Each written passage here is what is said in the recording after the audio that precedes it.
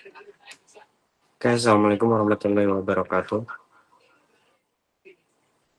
Kami dari kelompok yang membuat proyek Airbox, paket perawatan luka ringan dan edukasi kesehatan keluarga yang dianggotai oleh Rahmat Fadil, Muhammad Faisal Ridho, dan Muhammad Lutfi Rohman.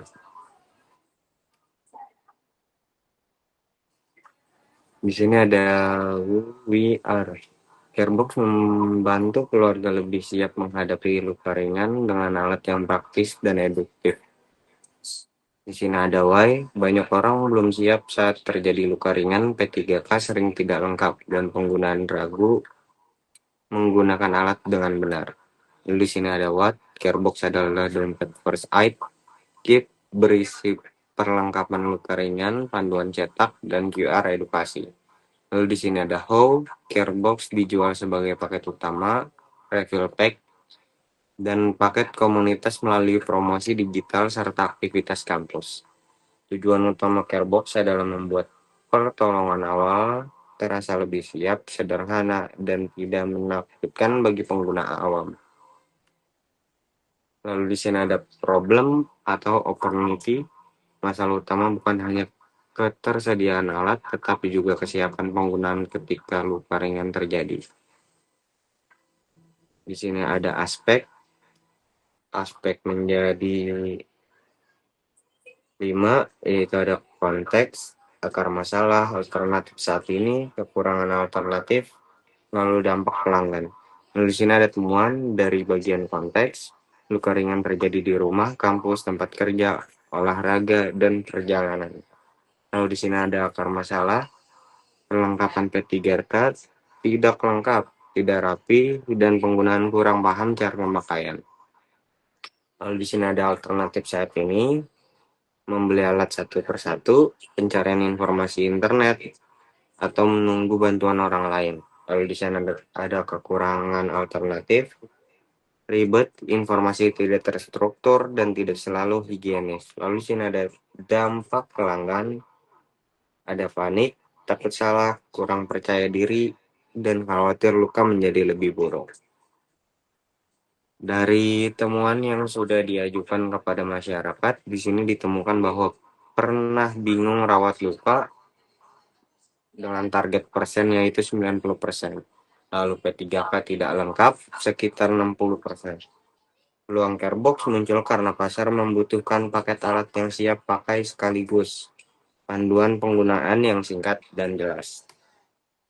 Lalu di sini ada problem interview dan survei result.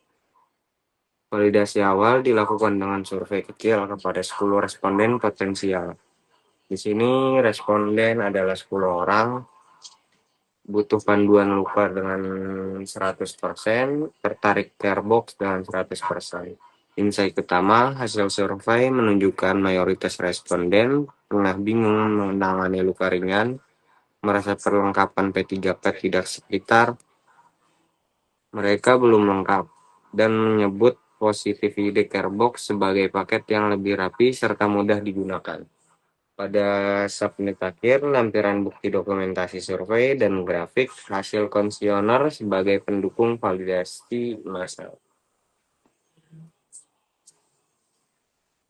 Lalu di sini ada market size estimation, pendekatan TAM, SAM, dan SOM menunjukkan peluang pasar awal yang masih realistis untuk Carebox. Di sini ada TAM, keluarga pelajar, mahasiswa, sekolah, kantor kecil, dan komunitas yang membutuhkan P3K praktis. Lalu di sini ada SAM, target awal sekitar kampus, keluarga muda, komunitas olahraga, marketplace, dan institusi kecil. Lalu di sini ada SOM, target realistis tahun pertama 3.950 kotak melalui penetrasi awal skala kecil. Lalu di sini ada cara penghitungan. Yang pertama, menentukan total pasar yang membutuhkan paket P3K praktis. Lalu yang kedua ada memilih segmen target paling dekat dan paling mudah dijangkau. Lalu yang ketiga ada mengukur penetrasi awal melalui channel kampus, marketplace, dan komunitas. Lalu yang keempat ada Pengalikan target market dengan asumsi penetrasi untuk menghasilkan SOM. Sumber data Project 1 Carebox, Project 2 kelayakan keuangan, lalu hasil survei awal dan observasi harga paket P3K di pasar Melayu. Lalu di sini ada customer persona. Persona utama menunjukkan siapa pembeli awal Carebox dan alasan mereka tertarik pada produk. Di sini ada Nadia, 21 tahun, mahasiswa aktif, sering ikut kegiatan kampus dan olahraga, membutuhkan P3K praktis di tas. Goals-nya ingin dapat menangani luka ringan dengan cepat tanpa panik dan tanpa harus membeli alat satu persatu. Motivation, keamanan, kepraktisan, harga terjangkau, desain rapi, dan mudah dibawa saat aktivitas. Frustration, di sini ada takut salah, penggunaan antiseptik, P3K tidak lengkap, dan bangun mencari panduan singkat. Lalu di sini ada banyak trigger, kegiatan kampus, perjalanan, olahraga, stok rumah, serta promo marketplace atau bundling komunitas. Persona ini membuat Carebox menyesuaikan pesanan pemasaran yang aman, praktis, dan mudah dipahami. Lalu di sini ada value proposition canvas. Carebox dirancang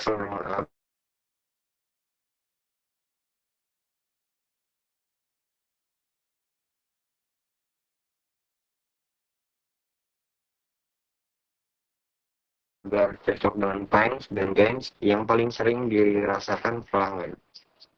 Pains, bingung menangani luka tidak lengkap, takut salah, dan informasi internet terlalu acak. Painkiller, nah, lalu di sini ada gains, ingin merasa aman, cepat, higienis, mudah, dan punya panduan yang bisa dipercaya. Lalu di sini ada painkiller, paket alat terorganisir, panduan cetak, QR edukasi, dan instruksi pemakaian singkat. Lalu di sini ada kain kreator, produk ringan, ringkas, harga terjangkau, refill pack, dan bisa dibawa kemana saja. Lalu di sini ada produk dan service, Carebox, dompet P3K luka ringan, plus panduan cetak, plus QR edukasi, plus opsi refill dan paket komunitas. Nilai utama Carebox bukan sekedar menjual alat, tetapi membuat penggunaan lebih percaya diri saat luka ringan terjadi. Untuk slide selanjutnya akan dilanjut oleh teman saya.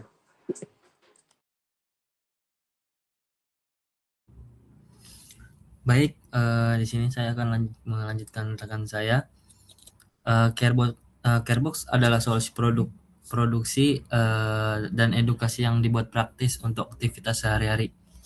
Yaitu di sini ada paket utama, ada dompet P3K dengan alat dasar untuk perawatan luka ringan, lalu ada panduan cetak dan QR edukasi untuk langkah penggunaan alat. Lalu ada refill pack, isi ulang untuk menjaga ketersediaan stok dan pembelian ulang. Selanjutnya ada benefit, menghemat waktu dan menurunkan rasa panik. Dan juga ada ringkas untuk rumah, tas, kantor, kampus, dan perjalanan. Lalu edukasi sederhana meningkatkan rasa aman dan untuk pengguna. Carebox berfokus pada pertolongan pertama luka ringan, bukan sebagai pengganti tenaga medis personal.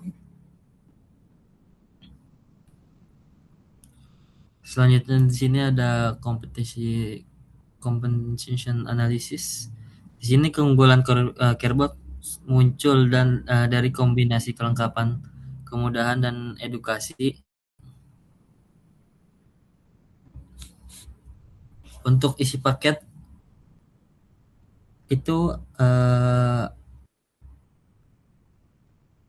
yang ke-9 dulu.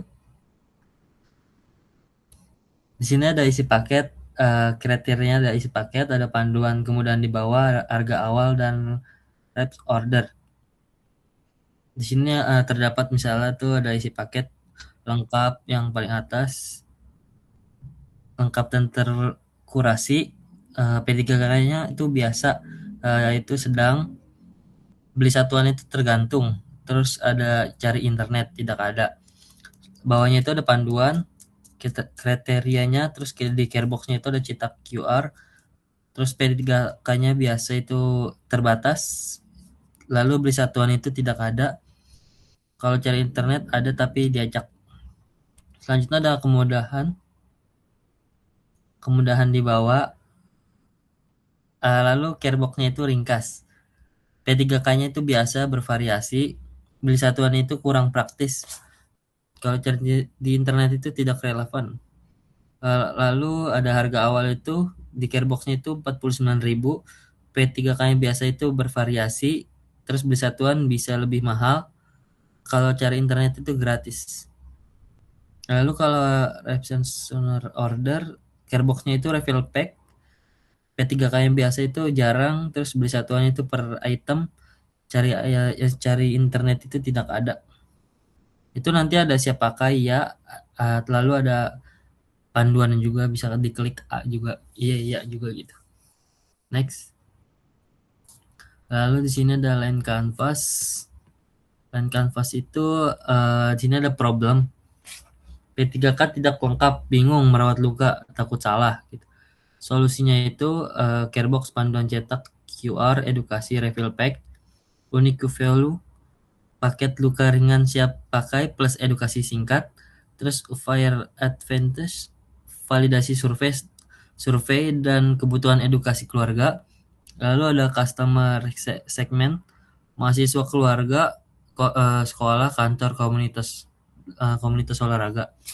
Selanjutnya ada channels media sosial, kampus, sekolah, komunitas, terus revenue streams itu paket utama, lalu ada refill pack, paket komunitas atau institusi, lalu ada cost struktur, HPP, kemasan promosi, biaya platform, sama operasional, lalu ada key metric, unit terjual, repeat order, CAC, margin, dan feedback. Lalu yang terakhir ada early adopters, kampus, komunitas olahraga. Line Canvas merangkum bagaimana Carebox menciptakan nilai dan menghasilkan pendapat. Next. Lalu ada MVP. MVP digunakan untuk menguji minat beli, kemudahan pengguna, dan potensi repeat order. Produk uji 100 sampai 150 kotak Airbox awal, dompet P3K, P3K. Item itu ada luka ringan, panduan cetak, QR edukasi, dan label kemasan. Cara ujinya itu dijual melalui kampus, komunitas, media sosial, dan pre-order marketplace selama 2 sampai 4 minggu, seperti itu kayak mode PO gitu, PO. Minat lalu ada ukuran sukses, minat beli, feedback, willingness to pay, repeat order, dan rekomendasi pelanggan. MVP digunakan untuk menguji minat beli, kemudahan pengguna, dan potensi. MVP itu Carebox tidak hanya menguji produk fisik, tetapi juga menguji apakah edukasi sederhana benar-benar membantu pengguna. Next. Lalu di sini ada MVP validation. Validasi awal menunjukkan masalah nyata dan minat pasar yang kuat, tetapi masih perlu pembuktian transaksi aktual. Di sini ada pernah bingung merawat luka, datanya itu ada 90%, lalu ada butuh paket praktis ada 100%, lalu tertarik membeli Carebox 100%, P3K belum lengkap itu udah ada tapi dia sepertinya alat-alatnya kurang lengkap, itu ada sekitar 60%. Interpretasi itu ada sinyal kebutuhan yang kuat, responden merasa luka ringan perlu dirawat dengan benar, dan panduan yang jelas membuat solusi Carebox lebih menarik. Langkah berikutnya itu lakukan uji 100 sampai 150 kotak, catat HPP aktual, biaya akuisisi pelanggan, testimoni, serta minat pada refill pack. Kesimpulan, ide sudah tervalidasi secara kualitatif. Tahap berikutnya adalah validasi secara komersial melalui penjualan awal. Next.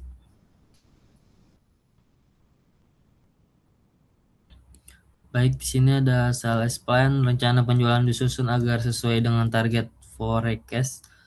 3.950 kotak di tahun ini, di tahun 1. Baik, di sini ada data-datanya, segmen, channel, dan konversi unit.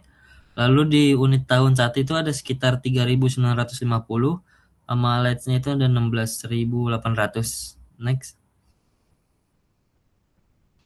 Selanjutnya tuh go to market strategi. Baik, di sini masuk pasar dilakukan secara bertahap dan validasi komunitas sehingga scale up penjualan digital. Di sini ada brand description. Carebox adalah paket luka ringan yang siap digunakan, ringkas, edukasi, dan terjangkau. Lalu ada business description. Menjual paket utama, refill pack, dan paket komunitas melalui digital serta aktivasi langsung. Lalu ada customer target, mahasiswa, yaitu ada targetnya itu ada mahasiswa, keluarga, lalu sekolah, kantor, komunitas olahraga, dan pekerja lapangan. Lalu ada sales target plan, yaitu konten edukasi, pre-order, marketplace, bundle komunitas, dan reference. Di sini ada validasi, aktivasi, market flash, lalu ada scale up. Baik, selanjutnya akan dilanjutkan oleh rekan saya. Baik, di sini ada bagian sales forecast. Forecast penjualan bulanan mengikuti pola awal validasi awal, aktivasi media sosial, dan pertumbuhan marketplace. Pada Januari ditargetkan 80 unit dengan pendapatan sekitar 3,9 juta. Februarinya itu ada 100 unit dengan pendapatan 4,9 juta. Maret 120 unit dengan pendapatan 5,9 juta. Di bulan April 150 unit dengan pendapatan 7,4 juta. Di bulan Mei 200 unit dengan pendapatan 9,8 juta. Di bulan Juni 250 unit dengan pendapatan 12,3 juta. Pada bulan Juli ditargetkan 300 unit dengan pendapatan 14,7 juta. Agustus 350 unit dengan pendapatan 17,12 juta. September 450 unit dengan pendapatan 22,1 juta. Di bulan Oktober 550 unit dengan pendapatan 27 juta. Novembernya 650 unit dengan pendapatan 31,9 juta. Di bulan Desember 750 unit dengan pendapatan 36,8 juta. Total penjualan tahun 1 adalah 3.950 unit. Total pendapatan mencapai 193,6 juta. Slide selanjutnya. Di sini ada bagian forecast Medan L. Proyeksi laba rugi menunjukkan bahwa Carebox mulai layak secara keuangan setelah melewati fase validasi awal. Pada triwulan 1, penjualan tunai sebesar 14,7 juta, HPP 8,7 juta, laba kotornya itu ada di 6 juta. Beban tetap 10 juta sehingga terjadi rugi bersih 4 juta. Pada triwulan 2-nya penjualan tunai sebesar 29,4 juta, HPP-nya 17,4 juta, laba kotornya itu ada di 12 juta. Beban tetap itu ada 12 juta dan laba bersihnya sekitar 0,1 juta. Pada triwulan 3-nya penjualan tunai sebesar 53 juta, HPP-nya 31,9 juta, laba kotornya itu ada di 22 juta. Beban tetap itu ada di 15 juta dan laba bersihnya di 6,7 juta. Pada triwulan 4-nya penjualan tunai sebesar 95,6 juta, HPP-nya itu ada di 56,6 juta. Laba kotor itu ada di 39 juta. Beban tetapnya itu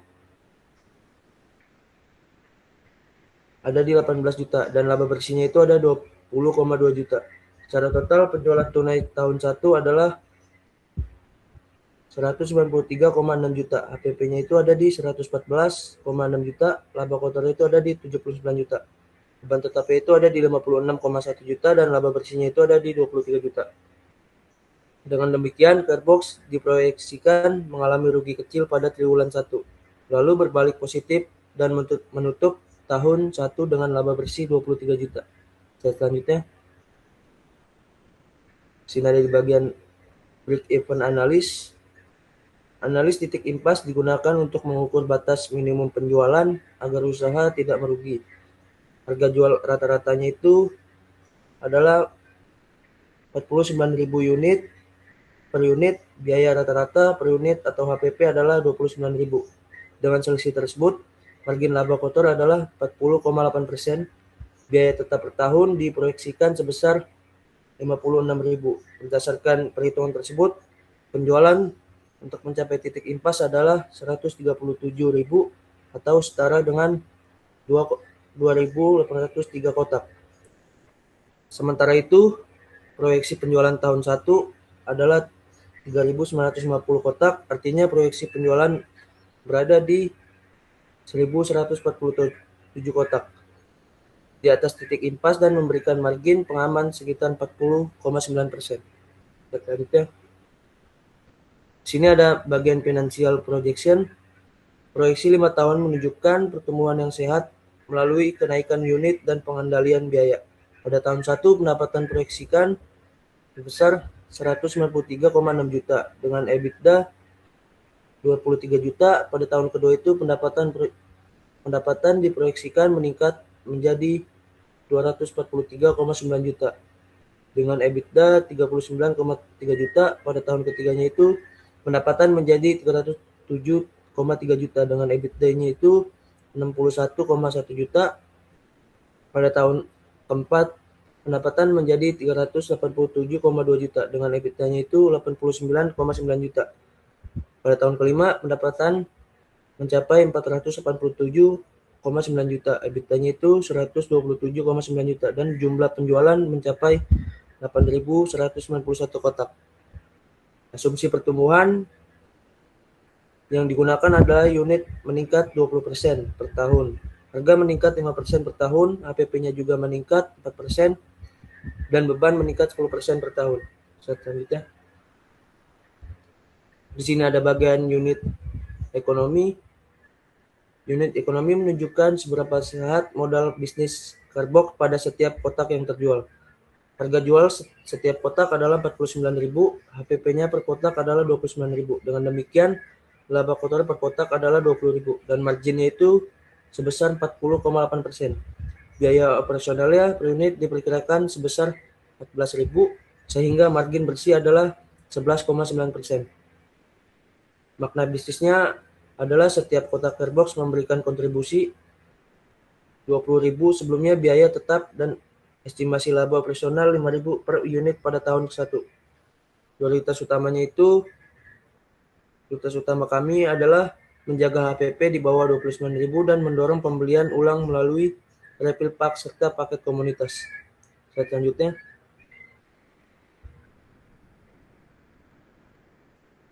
sekian presentasi dari kelompok kami. Kurang lebihnya mohon maaf. Wassalamualaikum warahmatullahi wabarakatuh.